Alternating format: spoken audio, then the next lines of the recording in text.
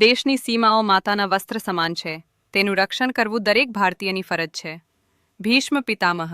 નમસ્કાર દર્શક મિત્રો, સરહદ ન્યૂઝ ચેનલમાં આપનું સ્વાગત છે. હું અનિતા ગોસ્વામી. હવે જોઈએ સમાચાર વિસ્તારથી. 74 વર્ષના ગાંધીધામ આદિપુર ડબલ એન્જિન સરકારનો વિકાસ ક્યાં છે? મહાનગરપાલિકા બન્યા પછી પણ સિગ્નલ બંધ, રોડ પર જામ અને અકસ્માત.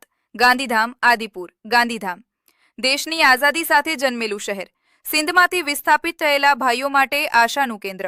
1947માં દેશ આઝાદ થયો અને ભારત પાકિસ્તાન અલગ થયા. સિંધમાંથી આવેલા ભાઈઓના પુનર્વસન માટે કચ્છના મહારાજા શ્રી વિજયરાજાજી એ ભાઈ પ્રતાપને 15,000 એકર જમીન આપી. ભાઈ પ્રતાપે ગાંધીજીના નામથી સિંધુ રિસેટલમેન્ટ કોર્પોરેશન બનાવીને આદિપુર ગાંધીધામની સ્થાપના કરી.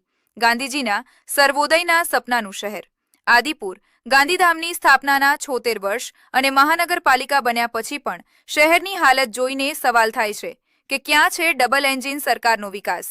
ગાંધીધામ આદિપુર રોડ પર લગાવવામાં આવેલ ટ્રાફિકના સાઇડ સિગ્નલની લાઇટો છેલ્લા ઘણા સમયથી બંધ છે. પરિણામે આ લાઇટો માત્ર શોભાના ગાંઠિયા બનીને રહી ગઈ છે. ભારે ટ્રાફિકને કંટ્રોલ કરવા માટે ઓટો સિગ્નલના બદલે આજે પણ ટ્રાફિક પોલીસને ઊભા રહેવું પડે છે. તડકો વરસાદમાં પોલીસ મિત્રો ટ્રાફિક જામ સંભાળે છે. સ્થાનિક લોકોનું કહેવું છે કે સિગ્નલ બંધ હોવાના કારણે આ જગ્યાએ અવારનવાર નાના મોટા અકસ્માતો સર્જાય છે.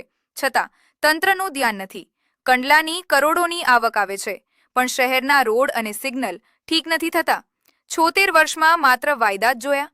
તાત્કાલિક ધોરણે બંધ સિગ્નલો ચાલુ કરવામાં આવે અને રોડ સેફટી સુનિશ્ચિત કરવામાં આવે તેવી જનતાની માંગ છે. રિપોર્ટ બળદેવપુરી ગોસ્વામી, સરહદ ન્યૂઝ બ્યુરો ચીફ, કચ્છ.